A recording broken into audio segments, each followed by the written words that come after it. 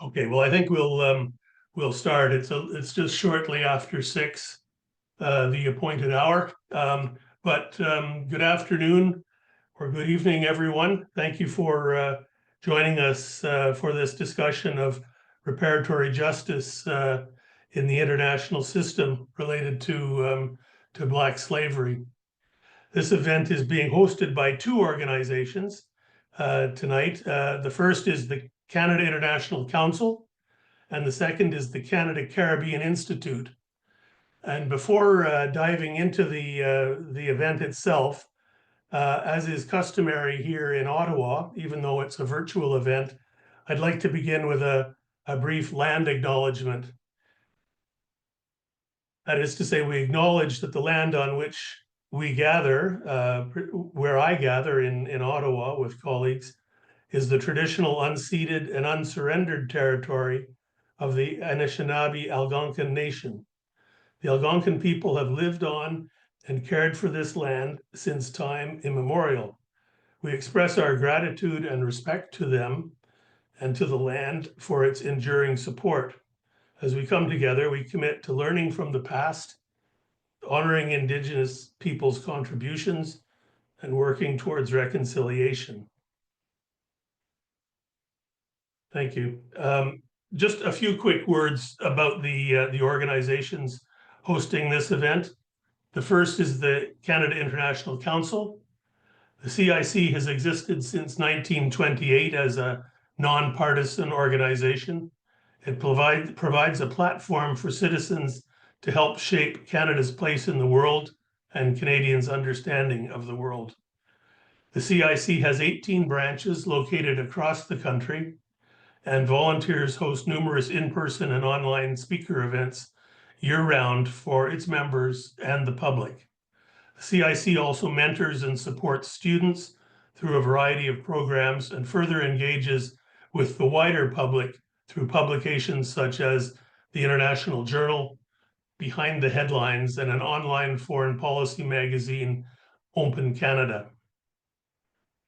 The Canada Caribbean Institute has membership from, as the title would suggest, Canada and the Caribbean. We're an organization of 12 post-secondary colleges and universities at the present time. And it's truly a bilateral organization. It holds annual research symposia, holds policy panel discussions such as this, and engages in other activities. Its mission is to provide a forum to connect academic institutions, scholars, business and public sector, civil society, and the cultural and diaspora communities.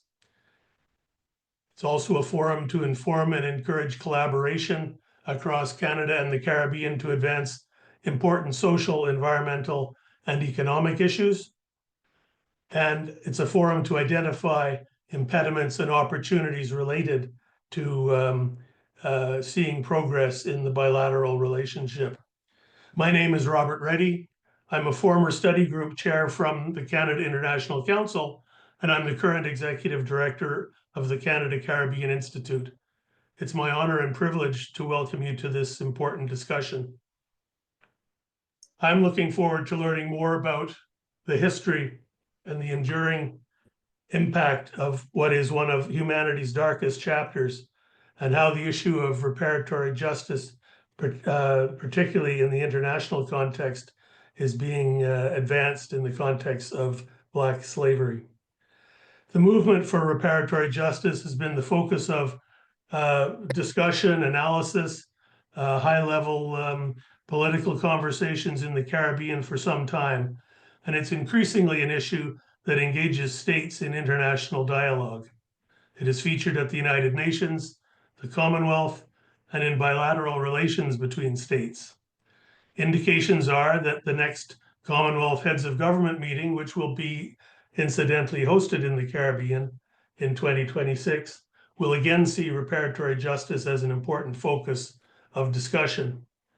And there are also, of course, non-governmental international partnerships that are important vehicles to discuss, analyze, and take action on this important issue. In Canada, reparatory justice discussions have tended to focus on the treatment of Canada's First Nations. Many Canadians are less aware that our own history contains stories of Black slavery and anti-Black racism. What does this imply for Canada's engagement on the issue of reparatory justice for Black slavery, particularly in the international context? The CIC and the CCI thought it was important and timely to get a better understanding of these issues on the table, and we very much look forward to our discussion this evening. We will have time for some questions. For those of you in the audience, you can submit questions via the Q&A feature on the Zoom platform. The event is being recorded, and I hope to have it on the Canada Caribbean Institute website in a few days. We have two distinguished panelists with us today, and I will take a moment now to introduce them. I hope to do this relatively efficiently, but their curriculum vitae are both quite impressive, and it takes just a few minutes to go through it. Professor Sir Hilary Beckles is Vice Chancellor of the University of the West Indies. He's a distinguished academic, international thought leader, United Nations committee official, and global public activist in social justice and minority empowerment.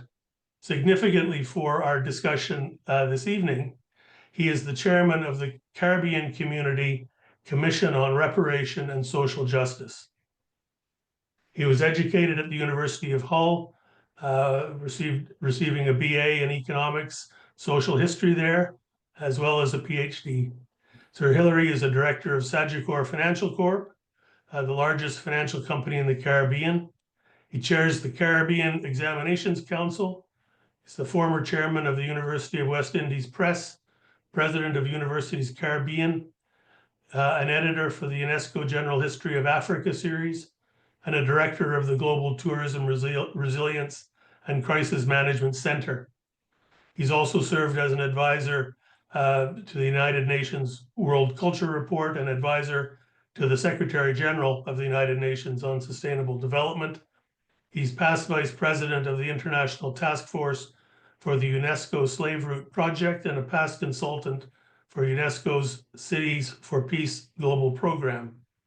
He's received a number of awards, including Honorary Doctor of Letters from the University of Johannesburg, Brock University, University of Glasgow, University of Hull, University of the Virgin Islands, and Kwame Nkrumah University of Science and Technology in Ghana, in recognition of his significant contribution to academic research on transatlantic slavery, popular culture, and sport. He is the recipient of the prestigious Dr. Martin Luther King Jr. Award for Global Advocacy, Academic Scholarship, and International Leadership in support of social justice, institutional equity, and economic development for marginalized and oppressed ethnicities and nations. And he was recently named Chancellor of the United Nations University. Under his leadership as Vice Chancellor of the UWI, the institution established a fifth campus, the Five Islands campus in Antigua-Barbuda. And it is important to note that in 2021, the UWI was ranked among the top 1.5% of universities ranked globally by the Times Higher Education. Sir Hilary has lectured extensively in Europe, Africa, Asia, and the Americas, has published over 100 peer-reviewed essays in scholarly journals and more than 20 academic books. And he was one of just a couple of founders of the Canada Caribbean Institute, one of the co-hosts of this event tonight, and sits on its board. I'll introduce Dr. Afua Cooper now. Dr. Cooper is a multidisciplinary scholar, author, and artist. Her 13 books range across such genres as history, poetry, fiction, and children's literature. Afua Cooper recently joined the University of Toronto from Dalhousie University, where she held a Killam Research Chair in Black, Canadian, and African Diaspora Studies. She has put Black studies on the map in Canada by ensuring the infrastructural development of Black studies by founding and launching the Black Canadian Studies Association. She founded and coordinated the Black Studies program at Dalhousie. Her engagement with Black Studies, anti-racism, and epistemic disruptions in the Canadian Academy has made her not only a national figure, but an international one as well. Since 2021, she received over, or in 2021, she received over $1 million in funding from the Canadian Department of Heritage to research Black Canadian history across time and space. And she led a team of researchers and curriculum developers to explore and mobilize knowledge about Black people's history in Canada and the Africa diaspora. She is the acknowledged authority on Black Canadian history in Canada and a leading expert in Black Canadian studies. Her book on Canadian slavery, The Hanging of Angelique, The Untold Story of Slavery in Canada and the Burning of Old Montreal, broke new ground in the study of Canadian and Atlantic slavery and women's history. Dr. Cooper has curated and co-curated 10 exhibits on Black history and culture. The most recent, History Exposed, The Enslavement of Black People in Canada, is the first national exhibit of slavery in Canada and opened at the Canadian Museum of Immigration at Pier 21 in August 2024. She's a celebrated poet and founder of the Dub Poetry Movement in Canada. In 2020, she was awarded the Portia White Prize, Nova Scotia's highest recognition for the arts, and was nominated for the Premier of Ontario's Award for Excellence in the Arts. Her latest book of poetry, The Halifax Explosion, was recently released to wide acclaim. Dr. Cooper was a fellow at the Warren Center for Studies in American History at Harvard, where she conducted research on slavery and higher education, and was part of an international cohort of scholars engaged in similar work. In 2021, she was appointed as the Canadian representative for UNESCO's International Scientific Community Slave Route Project. She has received scholarly grants from the SSHRC, earned the Nova Scotia Human Rights Award for her contribution to education, the Bob Marley Prize from the City of Toronto, the Harry Jerome Award, and was acknowledged by Maclean's magazine as one of the 50 most influential Canadians. She's received honorary doctorates from Simon Fraser University and the University of Ottawa, and she has also earned Canada's most prestigious history award, the Royal Society of Canada J.B. Tyrrell Historical Medal for outstanding contribution to Canadian history. These are two first-rate speakers and panelists, and I'm really looking forward to their presentations. But before I turn to Sir Hilary Beckles, I just want to make a brief personal statement. I'm an historian by training. I'm a trade negotiator and a diplomat by profession, and I generally feel comfortable participating in discussions on a wide range of subjects. However, it's obvious that I don't have the kind of direct connection with Africa, the Caribbean, and the Black experience that would allow me to truly understand the impact of Black slavery on the millions of people it has touched. As I host this session, I'm very much aware of that limitation, and I look forward to deepening my understanding through this panel. So with that rather lengthy introduction, for which I apologize, I would turn now to Professor Beckles, Sir Hilary Beckles, Chairman of the CARICOM Reparations Commission, to introduce and talk through what has been going on in the Caribbean and some of what the future might hold in that area. So, Sir Hilary, over to you. Thank you very much. Thank you, Robert, for your kind introduction, and a tremendous honor to be a part of this panel with my old friend, Professor Cooper. It's a tremendous honor indeed to join in this discourse.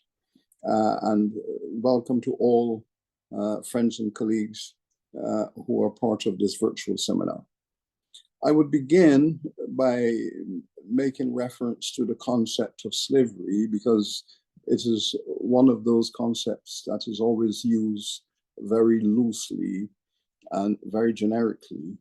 Thus the traditional argument that what are Black people making a fuss about? All peoples on this planet at some stage in the human journey in the last 5,000 years or so, everyone has had their exposure and victimization within a system of enslavement. What I wish to do is to break from that and to suggest how we must break from that narrative and to speak about the specific features and the specific institution which we call chattel slavery. Chattel slavery has not been a part of any human development in any culture, in any civilization.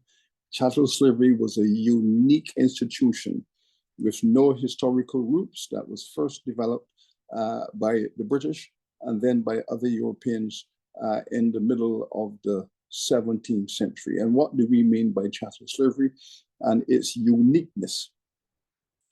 Critically, the English legislated in their colonial journey in the Caribbean and then in the US, South Carolina especially, they legislated that Black people, African people were not human beings. And it was the first time in any known history that a government, a ruling civilization, an authority structure had denied by law and by practice the very human identity of any group of people.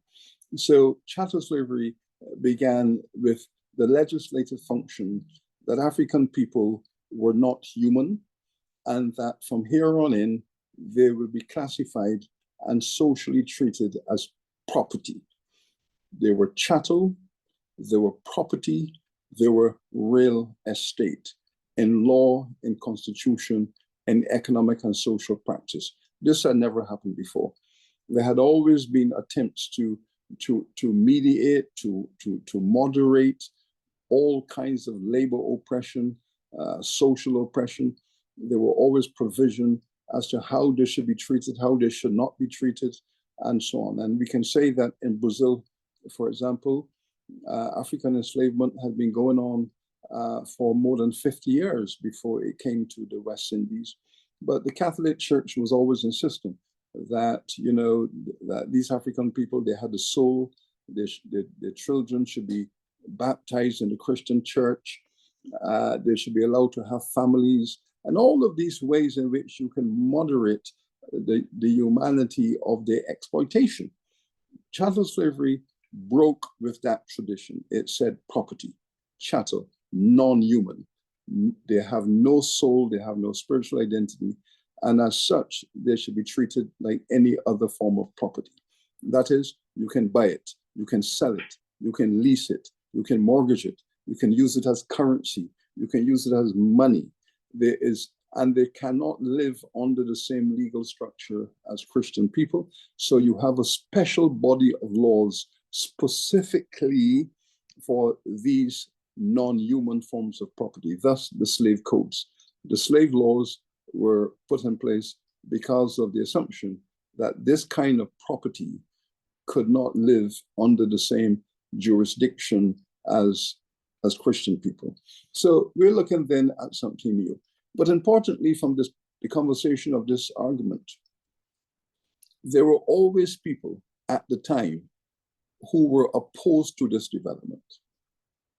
There was always opposition within the English community, within the European community, so-called white people, and the word white was not used back then. That became a word that was used later on. There were always Christians, there were always Europeans, white people who said, no, no, no, this is criminal, this is illegal, this is sinful, this is unchristian. There were always oppositions to what was actually happening because they felt that this was a new departure in Western history and Western culture, and there was opposition to it.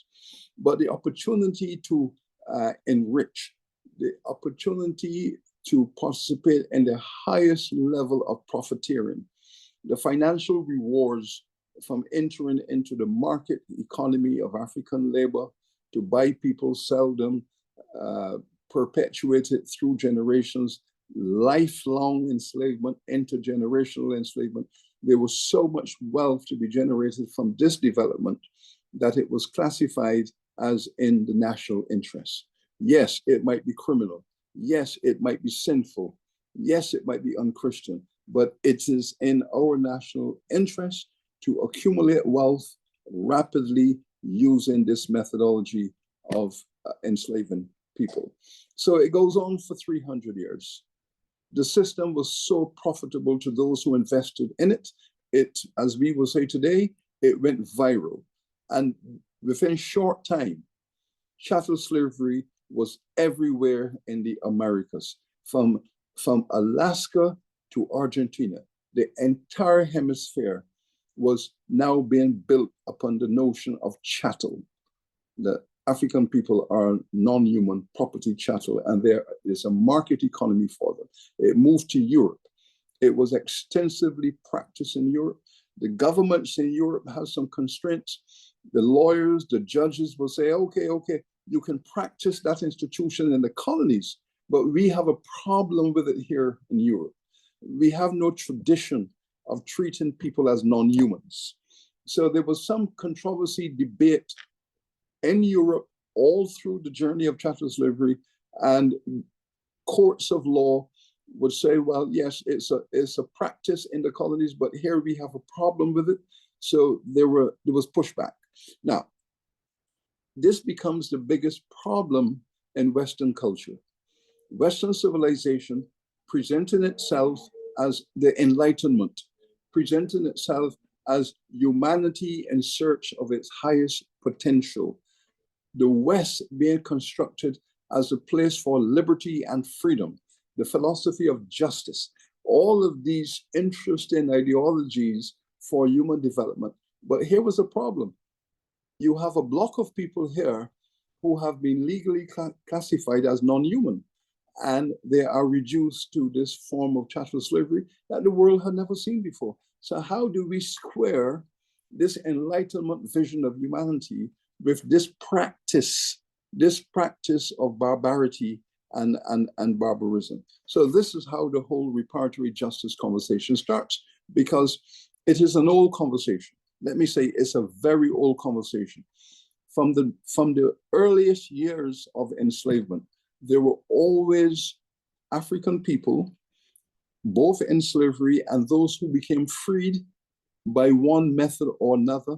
And each occasion they became free, they were saying, I need to be compensated for what has happened to me. My rights are being stripped. The laws are providing for liberty, justice, freedom. We need justice, and we need reparatory justice. So African people, free and enslaved, had been calling for reparatory justice all through the 17th, 18th, and 19th centuries. We are at the tail end of this movement. When the emancipation legislations of the 19th century came into effect, the enslaved people who were now to be emancipated were saying to the legislatures, we need compensation. We need reparations for what has happened to us. And in Western law, the concept of justice and freedom says very clearly, every man, meaning every human is entitled to the rights of the fruits of their labor. And this principle was embedded in Western law, that every human is entitled to the benefits of the fruit of their labor. Slavery is the appropriation of someone's fruit of their labor from themselves onto yourself. So slavery was classified and defined as the taking away by law of someone's right to the freedom of their labor, and therefore ought to be compensated for that theft. You have stolen a person's labor, you shall compensate them for the theft of their labor. So these were the points that were all part of the emancipation legislation debates in the parliaments of Europe and in the Congress in the United States. These were the principles that were being discussed. And therefore, compensation was an intrinsic debate argument in the emancipation laws. But on each occasion in Europe, the position of the European Parliament was that the African people should accept that emancipation was their compensation. that we really have no grounds on which to free you. Slavery has been profitable to us. We have been beneficiaries of it, and we really have no reasons to end slavery. But to the extent that we are going to end slavery, that you should see as your reparations. Having said that, the slave owners then said, we will pay reparations to ourselves. So all of the parliaments of the Western world, compensated the slave owners for the loss of their property. And the enslaved people received no compensation. So what we have now at this moment is that ongoing historical debate. We were all gathered in Durban, South Africa, for the United Nations Conference in 2001, and on the agenda was reparatory justice. The United States pulled out, and so did Canada, pulled out of that conversation on the grounds that compensation, slavery, reparations is a domestic matter, and we will not be discussing it with the world. The European governments all said no, that we gave Black people their freedom, and that is their reparations. But slavery was not a crime. It was not a crime because our parliaments legislated the enslavement of African people as the norm. And to the extent that we had made it a non-crime, we have nothing to apologize for, and we have no reparations to pay. And that was the position adopted. It was a discursive position. They knew that this was, in fact, a positioning of diplomacy. They knew that there was no basis in which you could say, our parliament made slavery legal, and therefore it was legal. In other words, we have imposed our views of this institution upon the world, upon the Black people, and that is the law. Unilaterally done, one-dimensional. But the conversation has evolved, and the world has come around to realizing that what is really on trial here is democracy. That here is the greatest crime against humanity, arguably. You know, there's a great deal of conversation about the payment of reparations to the Jewish people, the genocide committed against the Jewish people in Europe, specifically under the German Nazi Party. And they were talking about 6 million people or so. In the parliaments of Europe, and I was there in the British Parliament, where I heard that the crime of enslavement, yes, it was a crime. Yes, they finally agreed it was a crime. Yes, they finally agreed it was unsinful. It was sinful. Yes, they finally agreed it was unchristian. But the crime was so large. It was so large that we wouldn't even know how to begin to deal with a litigation process, to deal with. So the question of too large to evaluate, too large to bring to justice is now one of the standing arguments used and standing in the way of reparatory justice, that the crime was just too large. You bring 20 million people across an ocean. Those 20 million, of course, created a population of their own. They had children, they had grandchildren, and therefore all of this, millions and millions, 30, 40, 50 million people caught up in this system, men, women, and children caught up in this, and now we're hearing the crime is too large to evaluate. It's best to brush it under the carpet and let us forget it. Let us move on, because it cannot be handled with any jurisprudence. There is no diplomatic principles, there's no legislation, there's no principles of law that we can bring to bear to bring justice to those who continue to suffer the legacies of this. So this is where we have reached.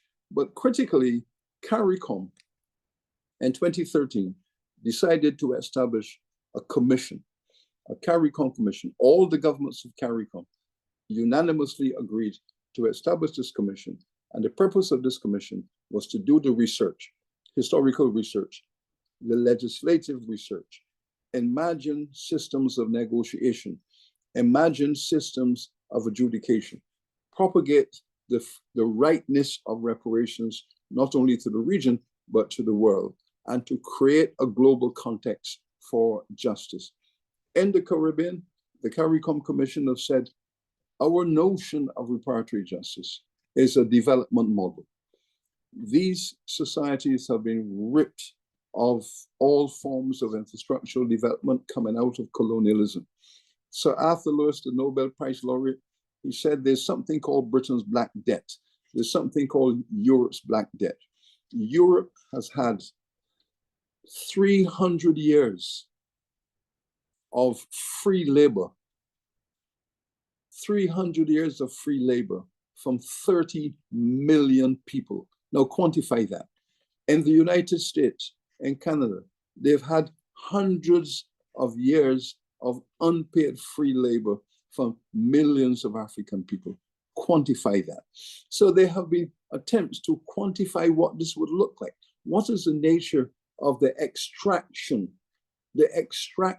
of wealth from so many people over so many generations, over 300 to 400 years? We've had some fine economists and financial actuaries who have made calculations. One of them have recently said that you're talking about trillions of dollars worth of value extracted from these millions of people, intergenerational, who were not paid. So that conversation is illustrating the enormity of the importance of slavery to the economic development of the Western world. But critically, the biggest problem is that how can we go forward with enlightenment, with democratic thinking, with notions of justice, equality? What this conversation is doing is testing the veracity of the principles on which Western civilization is currently based. And it's asking the fundamental question, is the concept of the West, all of the philosophical notions of what constitute the West, is this hyperbolic? Is this mythical? Is this based upon some a notion of a blind view of the world, that you see through one eye and you cannot see through the other eye? You cannot see with both eyes. And if you can see with both eyes, you must realize that slavery and freedom were the two sides of the same coin. And therefore, the reconciliation has to begin. Democracy depends on reparatory justice. The advantage of Western culture, civilization, and the philosophies on which it's based require that this matter be settled in an orderly, sophisticated fashion so that we can heal the world. Reparatory justice is about healing. It's not about conflict. It's not about counter-racism. It's not about vengeance. It's not about retribution.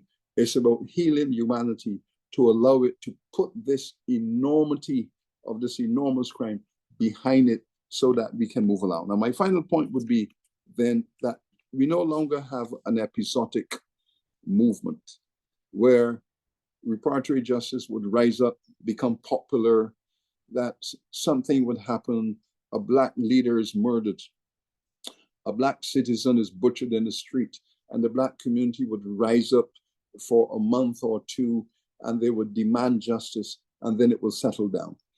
We have moved beyond that now. Reparatory justice is no longer a series of episodic eruptions and moments. It is now a movement. Wherever chattel slavery was practiced in the world, there are now organizations, there are commissions, there are committees, and they are working together into a global network to create a global dialogue.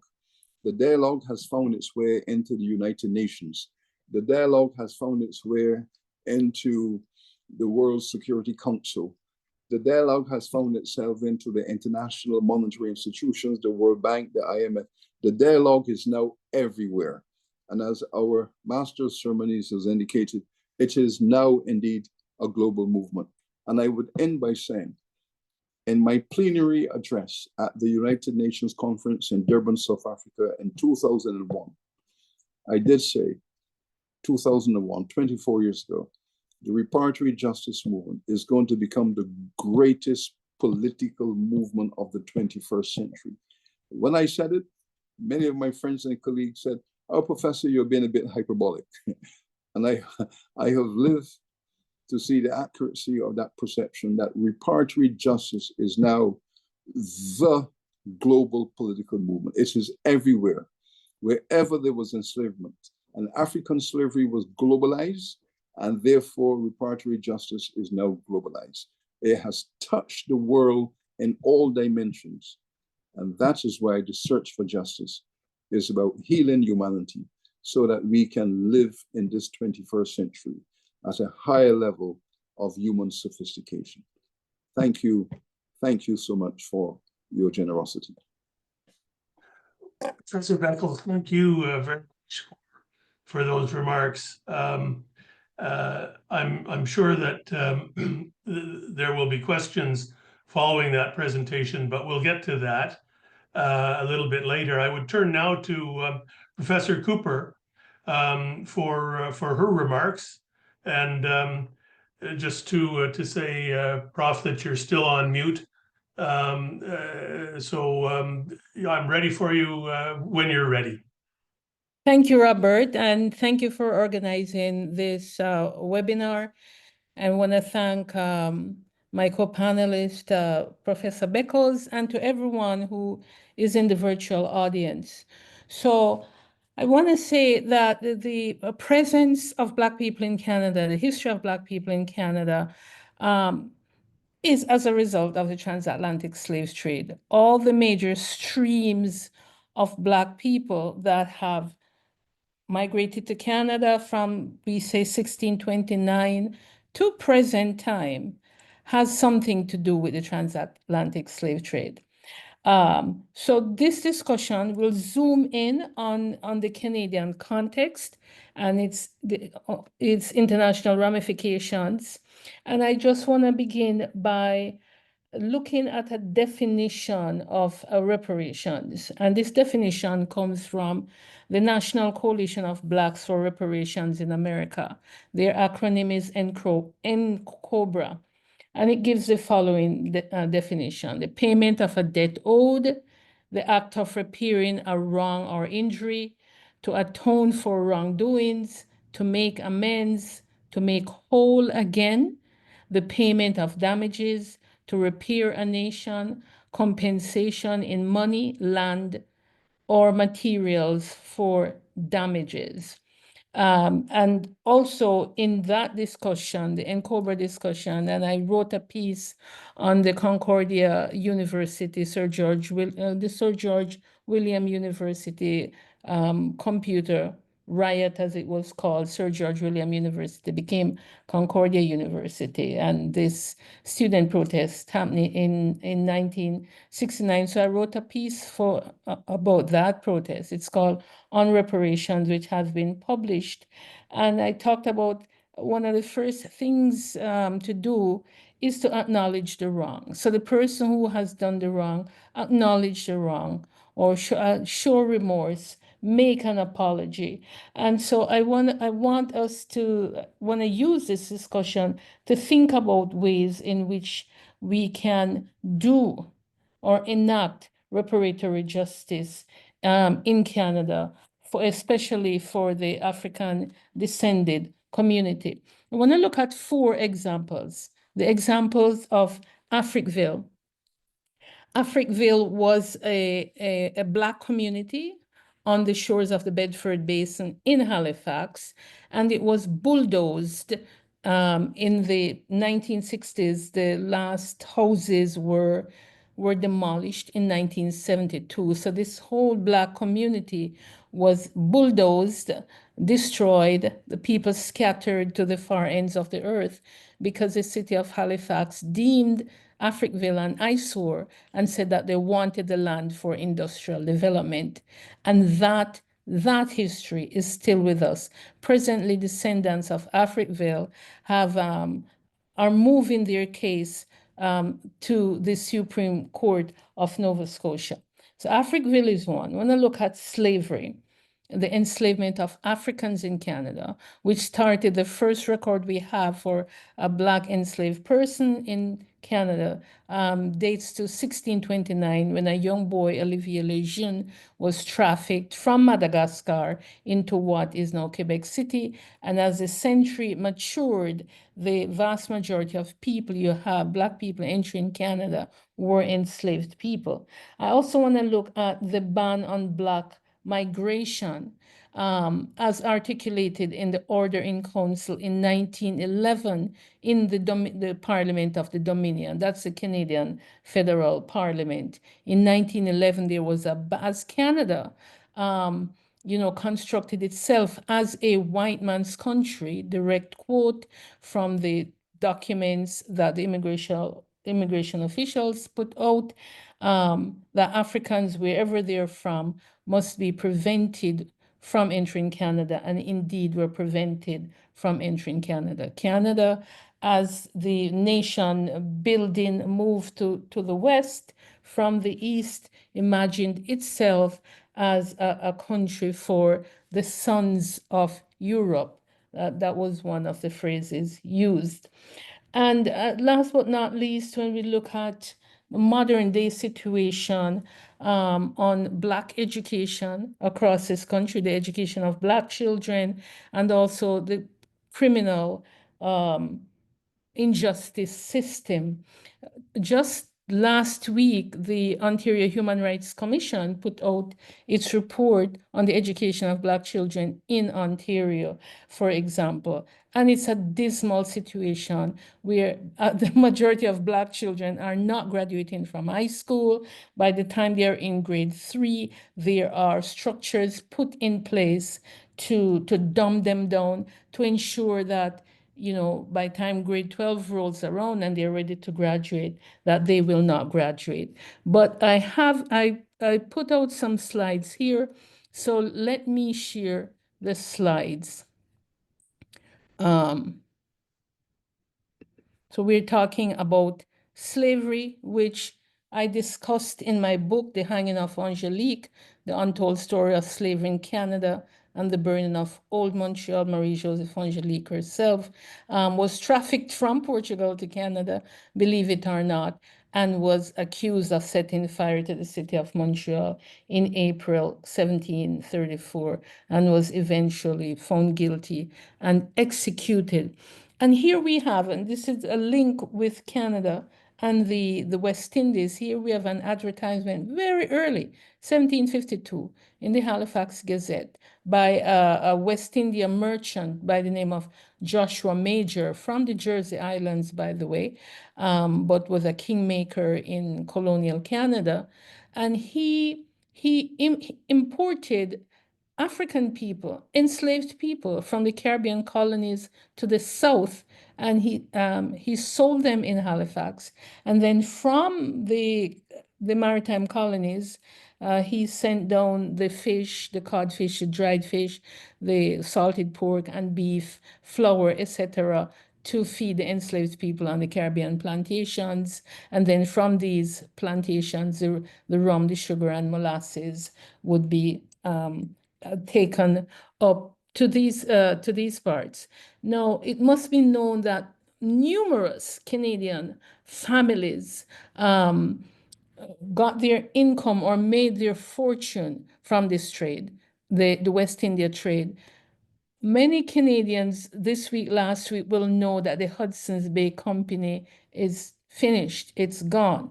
It's over a 300-year institution. It was the Canada's oldest business, eventually sold to the Americans, but still Canada's oldest business. Went out of business. They went into bankruptcy. The Hudson's Bay Company started as a fur trading company. What does that have to do with the West Indies? What does that have to do with slavery? Well, two of the gentlemen who founded the Hudson's Bay Company, one was married to an heiress, an English heiress who owned the plantations in Jamaica.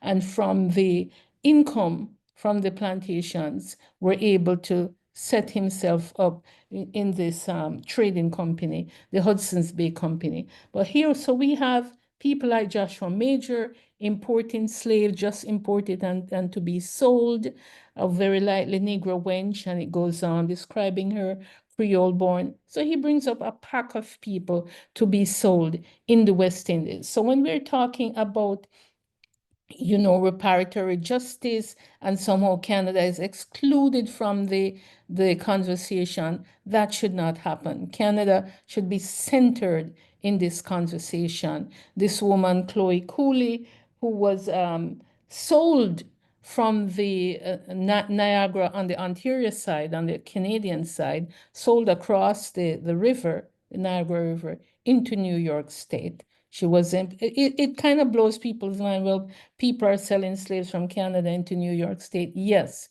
because at this time, 1793, slavery was still legal in New York State. Chloe Cooley was rebellious, and her owner wanted to get rid of her.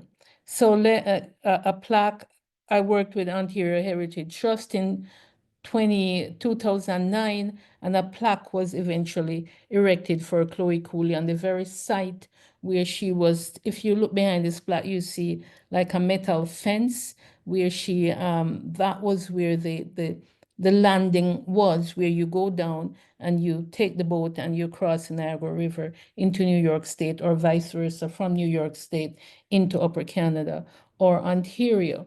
So these are some of the when we talk about reparatory justice, these are some of the examples.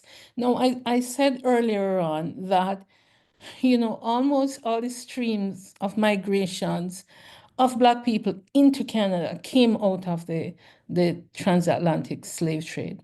In 1792, January, we had 15 ships departing from Halifax Harbor with 1,200 people coming from Nova Scotia and New Brunswick. These were the Black loyalists. But previous to this departure, they lived in the provinces, the two provinces, for 9 years. But before that, they were in the American colonies fighting on the side of the British during the American Revolution. So the British said, okay, we're going to win the war. And when we win the war, we're going to give you your freedom. British did not win the war, but they did transport a few thousands of these people to the Canadian colonies, to places in the Caribbean, to the UK. You had Black loyalists even ending up in France and Germany. But those who came into the Canadian colonies, especially the maritime colonies of Nova Scotia and New Brunswick, were almost reduced to slavery. And these people, the men, the women, and the children, remember, they had been, in the British camps, the men in the military, the women doing domestic work in the military, and they're like, we're not going to have any of this. We have fought for our freedom, and we are out.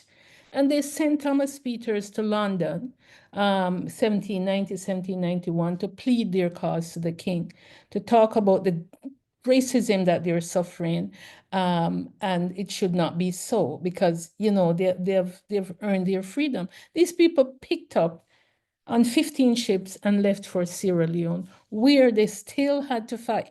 They still had to fight the Sierra Leone Company, which is a white British colonial company. In 1800, they picked up arms against the company. And today we know for sure that they laid the foundation for a modern state, a modern Sierra Leone state. So they left. And that whole story is still one that we are grappling with, because it hasn't ended.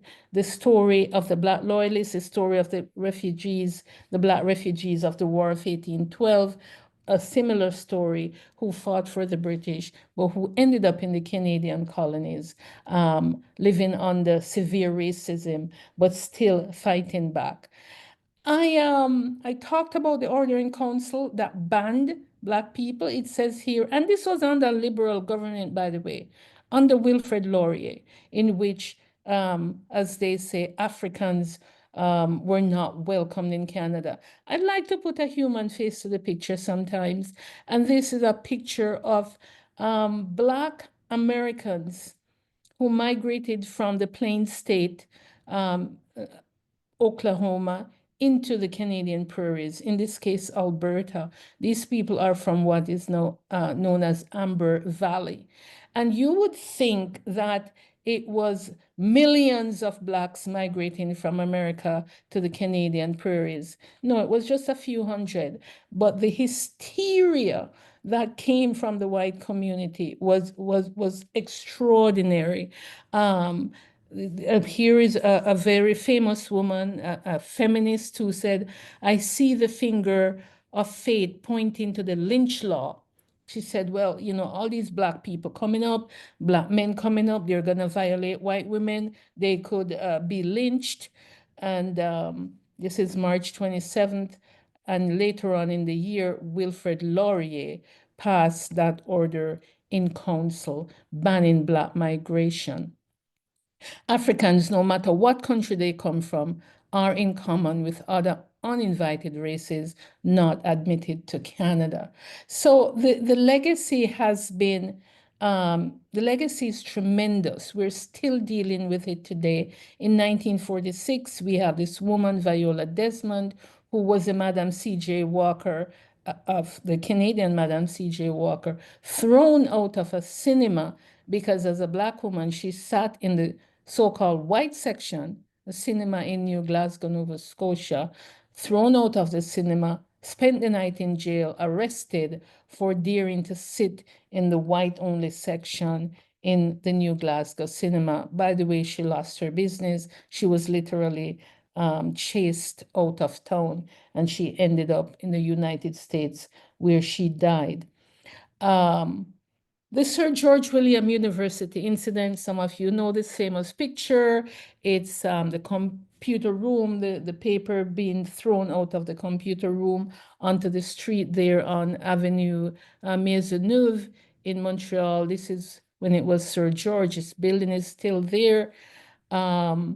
Caribbean students were implicated. In fact, Caribbean students were the ones who made a complaint against a professor that kept failing them or giving them low marks.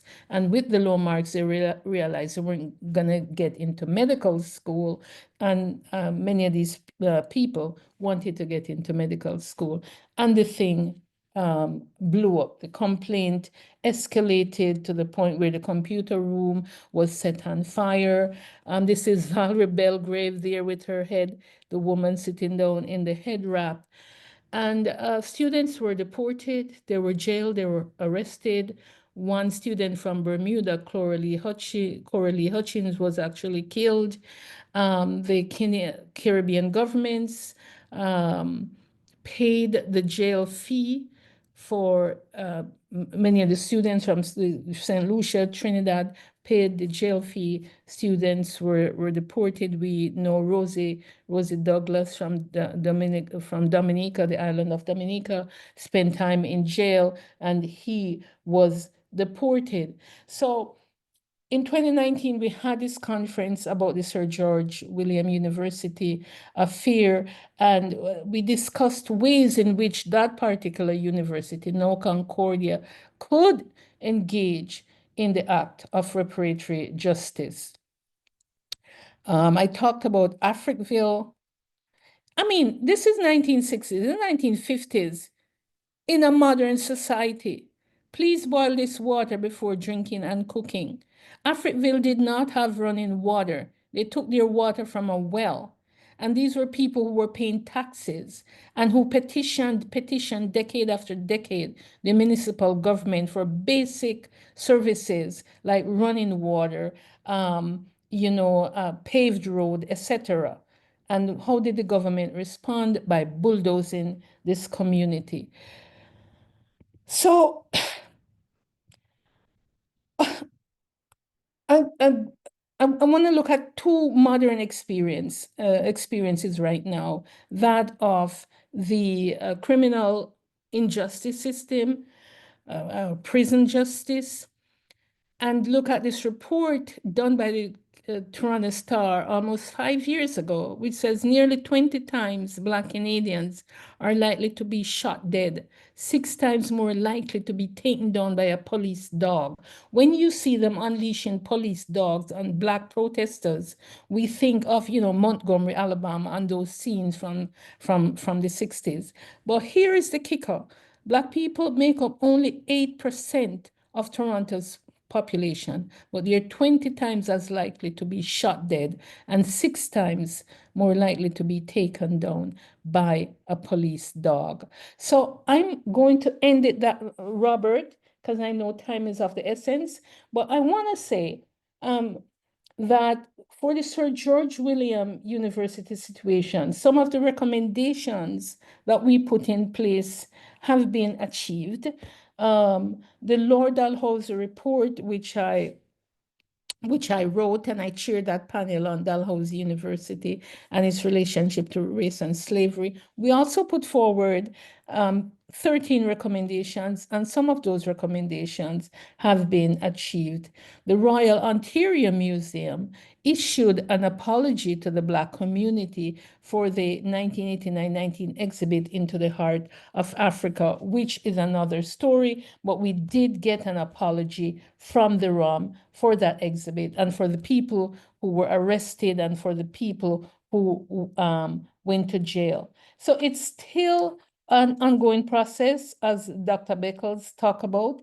The conversation is still happening, and he is indeed correct that no, it's everywhere. Because I remember when I was a kid growing up in Jamaica and used to hear Rastafari talking about the Queen owing Black people 20 million pounds. And it was when I went to high school, I was able to put 2 and 2 together, that they were talking about the 20 million pounds that were given to the British Caribbean slave owners. And Rastas were saying, well, it's the Africans who did all the work. They should be getting the 20 million pounds. So from that time to now, this conversation is everywhere, and Canada is part of that conversation. Thank you very much. Very much, Professor Cooper, for that presentation. It's for someone like me, it's always a bit eye-opening to have that history recounted and to learn about it. We have a little bit of time left. I see that there is one question that has come in. As I read that and digest it, maybe I could start with one though, and I would put it out to.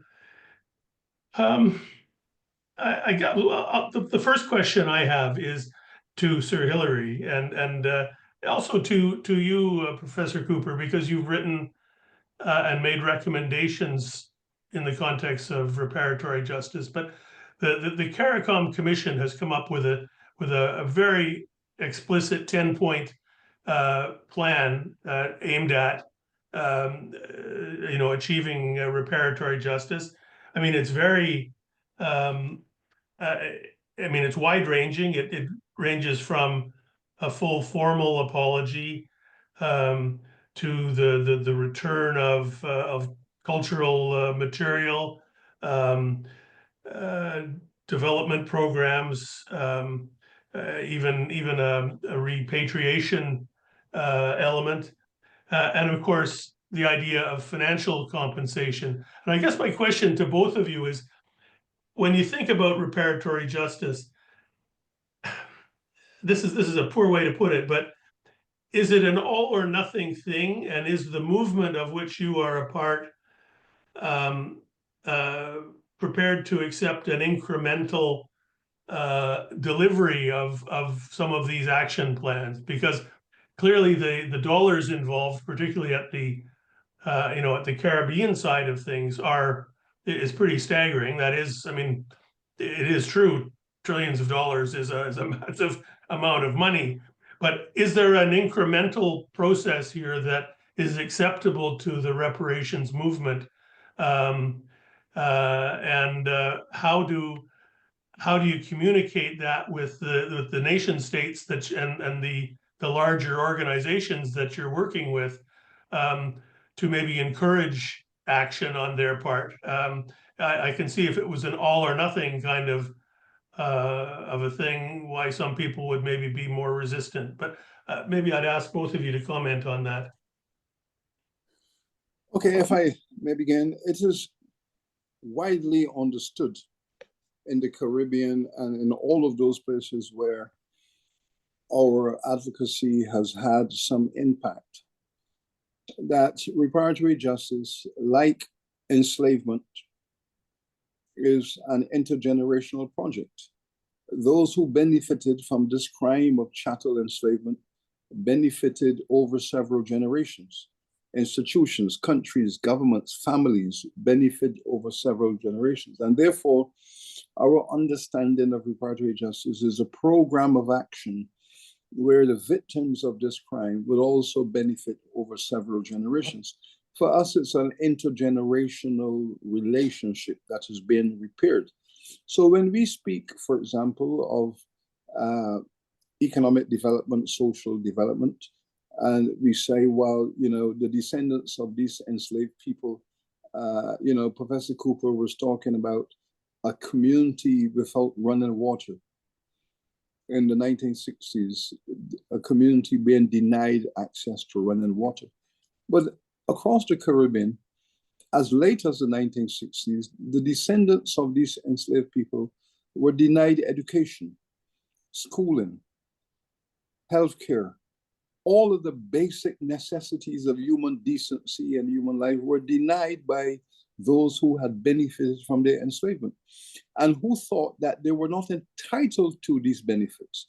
Because you see, if 300 years you have defined a people as property and chattel and non-human, and that is your philosophy, that is your institutional value, generation over generation, white people have been socialized into believing that Black people have no entitlement to the things that white people take for granted. So running water, literacy, healthcare, proper housing, basic things that were the norm, it was assumed that even today, Black people do not have an entitlement because the persistence of racism. Racism is the toxic philosophy that emerged out of this history.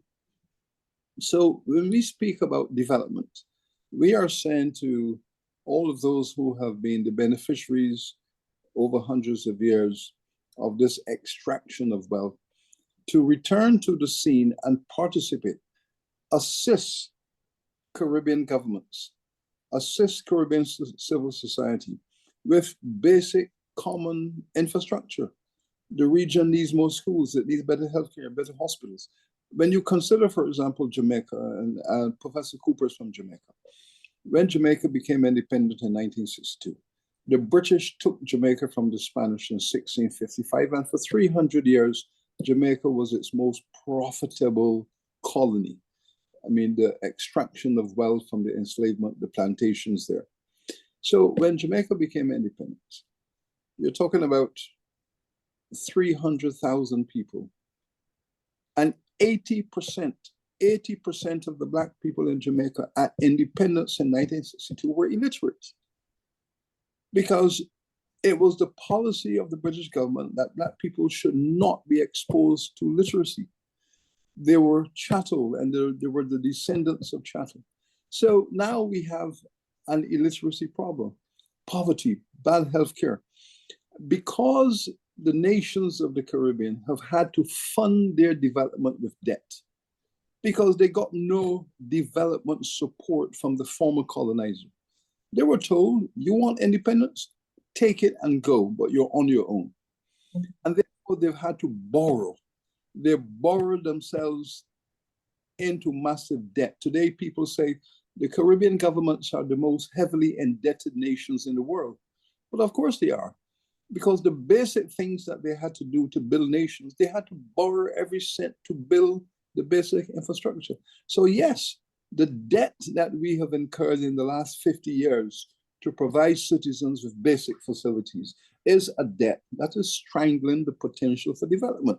So therefore we say debt cancellation is an act of reparatory justice. We are saying cancel those debts, because those debts should really be converted into a recognition that we have unjustly extracted wealth and we're going to put some of it back. So yes, our perception is it's an intergenerational development strategy for infrastructure, schools, education, healthcare, agricultural support, basic infrastructure. This is how we are looking at reparatory justice in CARICOM.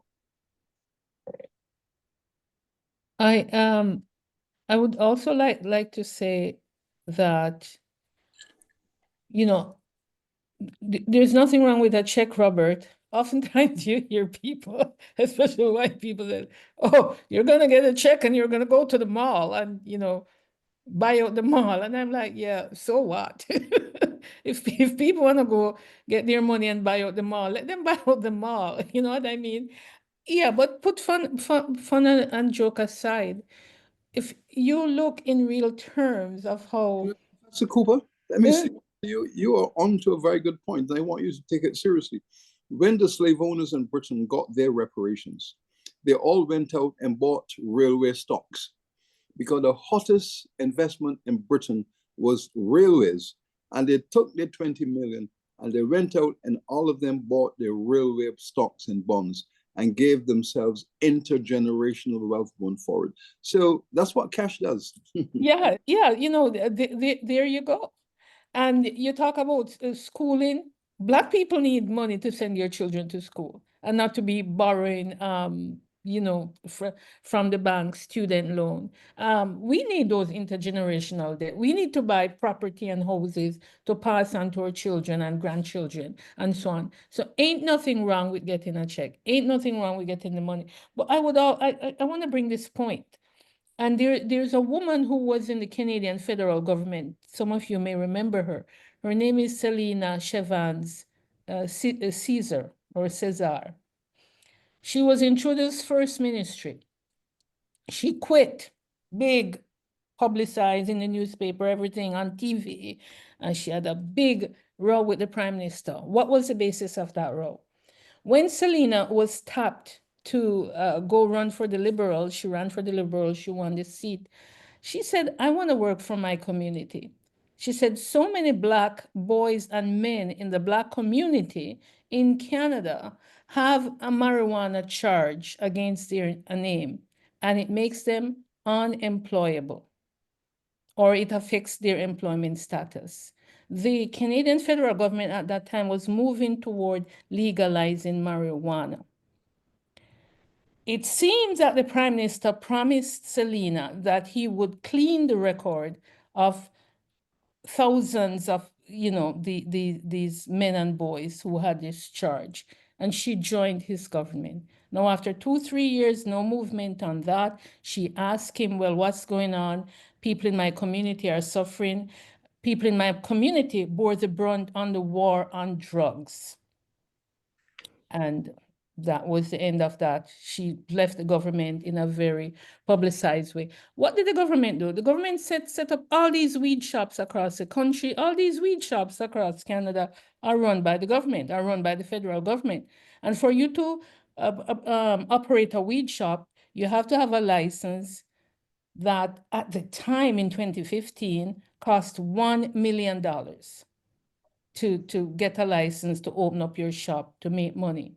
So the Black community has this record, this, you know, ganja charge against its name, don't have the money to go and open up a weed shop.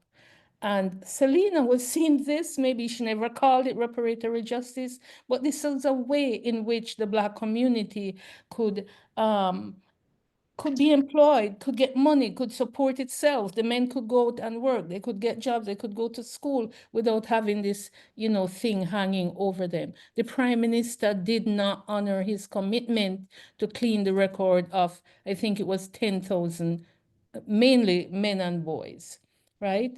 So these are some of the things that are burdening the community. And if these burdens are lifted, we'll give some sort of freedom and liberation to Black people. We have the model in Canada. We don't need to go and, you know, how are we going to do this? If you look at the Indigenous communities from coast to coast to coast that have been given reparations, then you look at the Japanese community, and it's 1945, right? 1942, 1945, when the Japanese community were put in concentration camps in Canada and the United States, but they were actually more severe in Canada, and the community practically lost everything, their fishing boats, their homes, their beautiful pianos, their cars, their jewelry.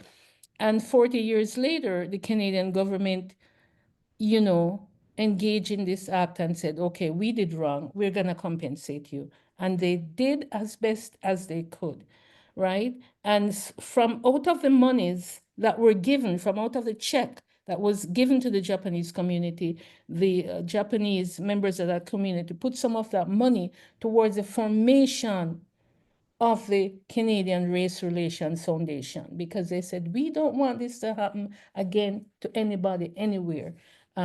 So we have a model. We've been given engaging in practices of reparatory justice to different communities across Canada. Why is it when it comes to the Black community, people like throw their hands in the air, we don't know what to do? We do know what to do, but as Professor Beckles said, hey, these people are not quite human, and you're in Canada, you should be happy that you can watch TV for the rest of your life. Thank you both of you for those responses. I'm going to try to combine a couple of questions that have come in. They both relate to the international context. The one question, what is your hope or expectation for what will happen in the next year to meaningfully progress the global movement for reparatory justice? And then a related question, a little more specific, the UK Labour government, a left-leaning party, has decided it does not wish to move forward with a discussion on reparatory justice. How would you propose engaging them and trying to change their position? So just to wrap two of those questions together a little bit and see if either of you have any comments. What was the first one again, Robert? Well, the first one was a general question about what do you think will meaningfully progress in the movement for reparatory justice over the next year? What's the expectation? Well, if I may, Professor Cooper, we understood in the globalization of the reparations movement that going forward, our greatest ally was going to be the African governments themselves, because in prior decades, colonized African countries and newly independent African countries were under so much pressure from the Western world economy that they were silent on this matter. We've had a lot of conversations with African governments. There has been a lot of work in civil society, because I should tell you, while African governments were originally a bit reluctant, African civil society was not. The churches, the schools, the universities, the trade unions, the business sector were all on board. But the governments who were negotiating their development strategies with the World Bank and so on, they were fearful of reprisals and the international financial community. But now Africa is on board. The African Union, as you know, Robert, last year, the African Union of 55 sovereign nations, they all agreed that 2025 is going to be the year of reparations. So in Africa, throughout the length and breadth of Africa, this year is the year for reparatory justice. And there are conferences, there are workshops, there are lectures, there's diplomatic engagements, there are bilaterals, there are multilaterals. So Africa at the moment is really being treated to a continental-wide debate on how, not if. The issue of if is settled. What should the strategy look like? What should be the negotiation strategy? That is really where the conversation has reached. That has changed the conversation in Europe, because I suspect that while the European governments might have been able to say, well, we can string along those small islands in the Caribbean, it's much more difficult to think of Africa in those terms. So Africa has announced that they will be speaking with the same voice as the Caribbean on this matter. In respect to the British government, yes, the British government did intend to attend the Commonwealth meeting in Samoa with the intention of having a conversation about what this reparatory justice discourse should look like. How can it be translated into formal policy? What is the thinking of Caribbean governments? Are they thinking in terms of cash? Are they thinking in terms of development support? They're thinking of intergenerational, or as you said, do we want an input now, or is this intergenerational strategy? So that conversation was about to happen. then the right-wing media in Britain plays tremendous pressure on the government. As you know, the British government is not, at the moment, is not a strong majority government. It's a narrow victory. And the right-wing media and the right-wing Conservative Party really launch an attack on the government for appearing to be open-minded and to let's have a conversation in this regard. Under that pressure, the British government said, okay, we're backing away from this. We're not going to talk about this right now. It's not on the agenda, but it will be on the agenda.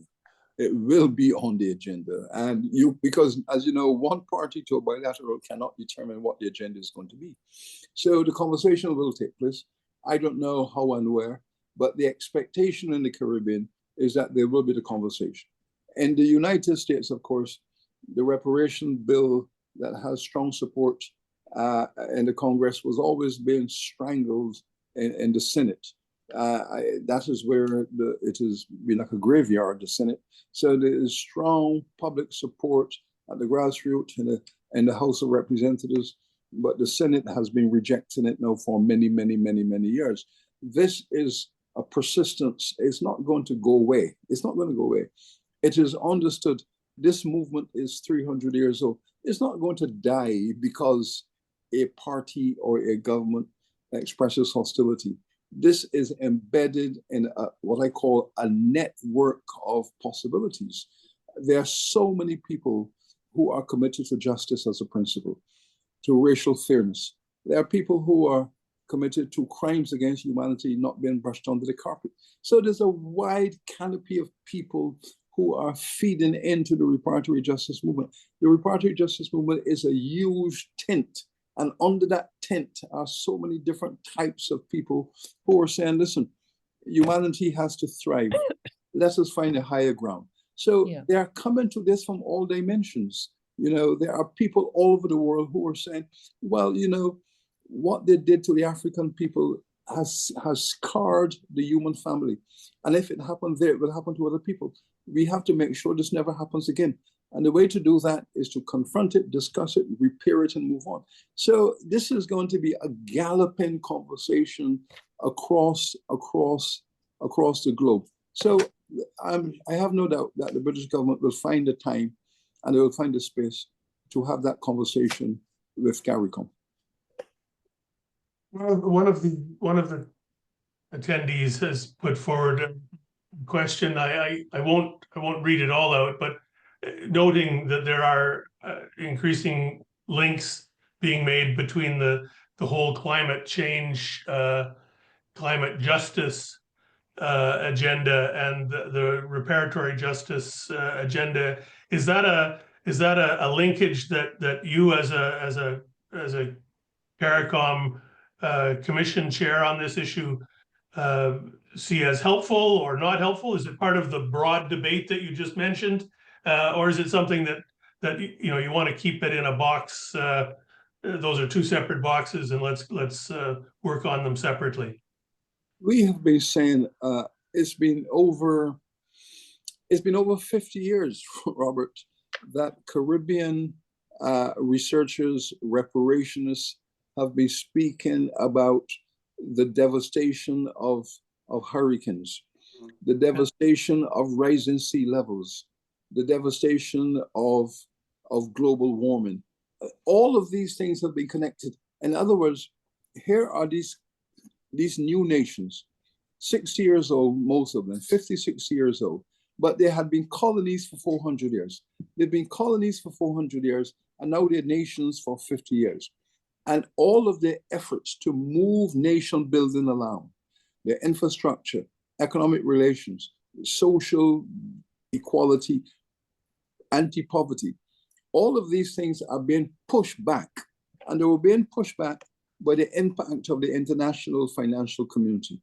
The World Bank and the IMF has treated these countries a pretty raw deal.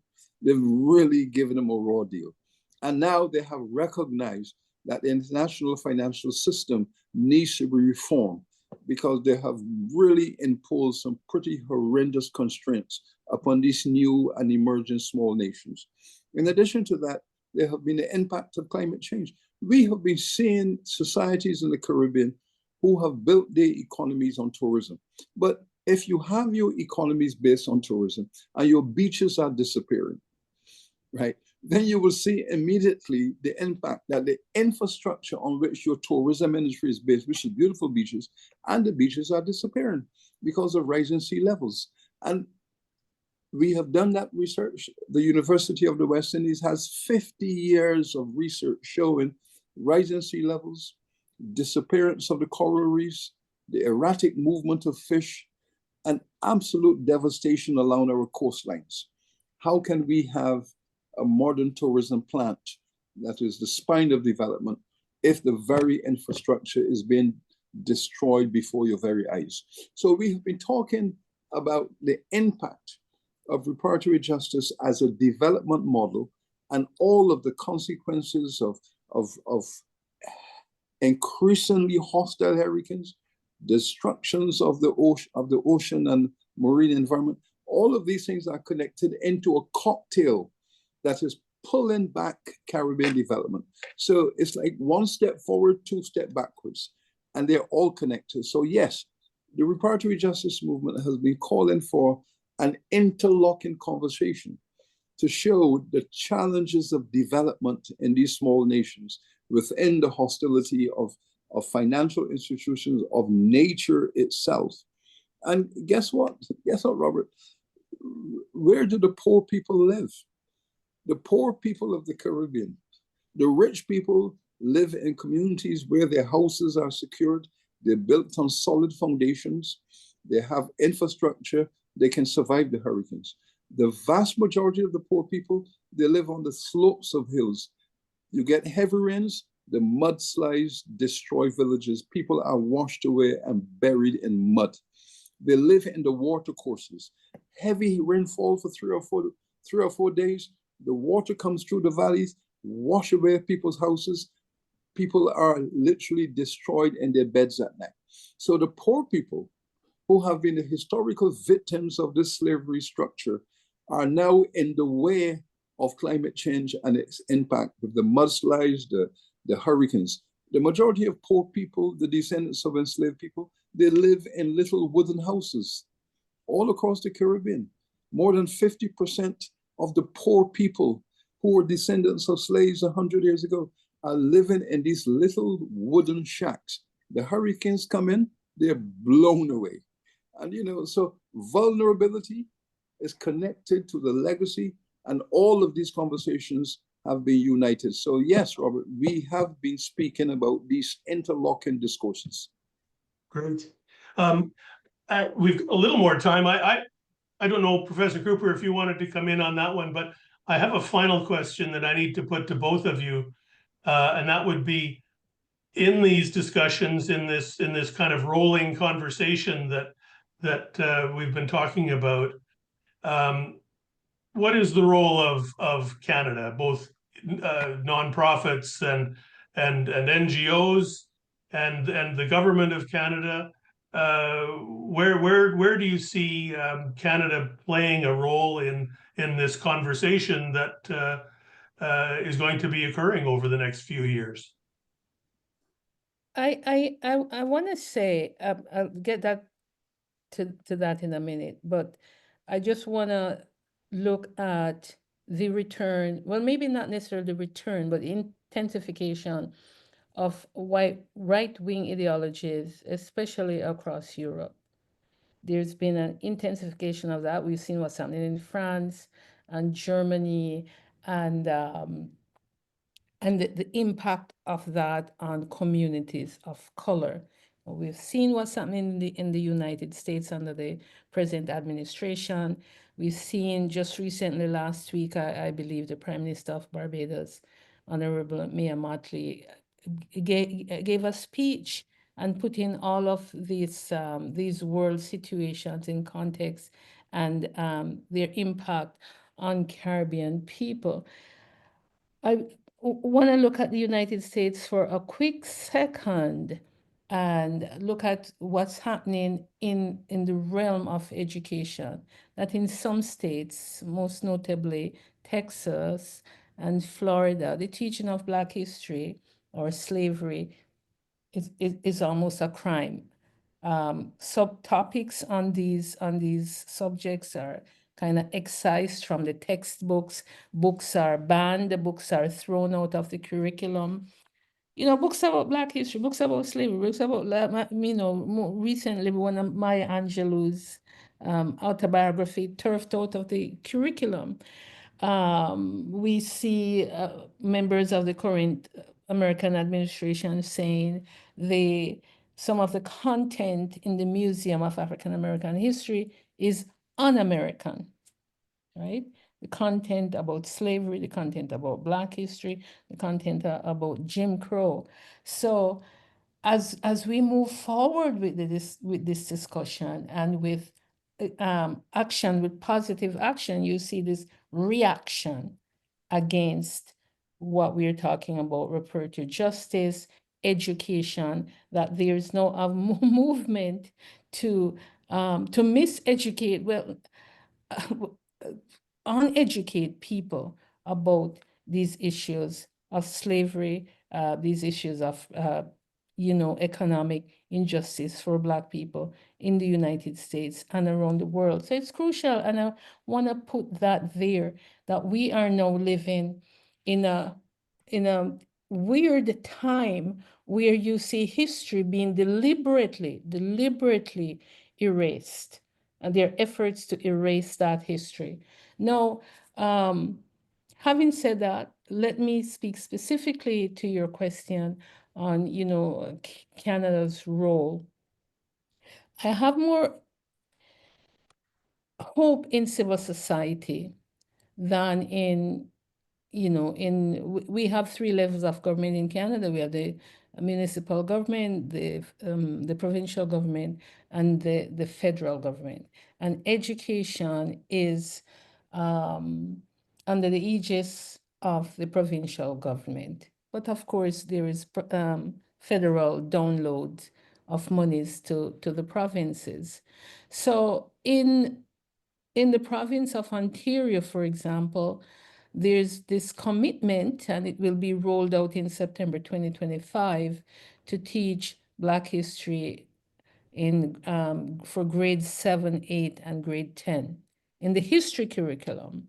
My critique of that is, well, what about the junior grades? You can teach Black history from kindergarten. What about grades 11 and 12 when students are leaving school? So from that provincial level, there's some movement. But I want to say, though, that this movement to center Black history in the curriculum has been for the longest time taken out of the hands of the government and has come from the Black community itself.